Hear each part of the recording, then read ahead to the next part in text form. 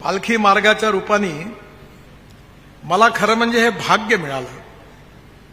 हे माझं काही श्रेय नाही आहे, तर त्या ज्ञानेश्वर आणि तुकाराम महाराजांनीच माझ्या हातून काम करून घेतलं.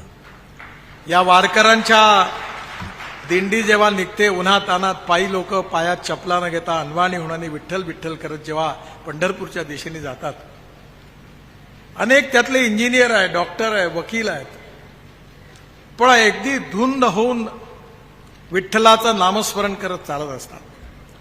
त्यांचे पाय जळत असतात. ज्यावेळी पालखी मार्ग करायचं ठरवलं त्यावेळी मी आमच्या अधिकाऱ्यांना सूचना केल्या की असा मार्ग करा की उन्हाळ्यात पायी जात असताना त्या ठिकाणी जो पालखी मार्गावर जे पायी चालणार आहे त्याच्यात 2 टाईल्स लावा, त्याच्यामध्ये गवत लावा, आणि गवतावर जर पाय पडले तर वारकऱ्यांचे पाय किती उन्हात त्याला चटके लागता कामा नये असे चांगले झाले.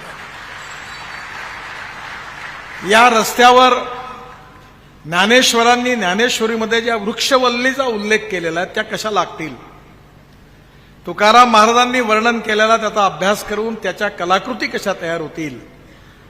आपल्या महाराष्ट्रातला संतांचा इतिहास, संत वाङ्मयाचा इतिहास, संस्कृतीचा इतिहास, मराठी सारस्वताचा इतिहास जो खऱ्या रूपाने तुकाराम महाराज आणि ज्ञानेश्वर महाराजांशी जुळलेला आहे, हा इतिहास चालता चालता कसा बघता येईल असा अतिशय सुंदर आपल्या आशीर्वादाने 12,000 कोटी रुपये घेऊन हा पालखी मार्ग पूर्ण होतोय.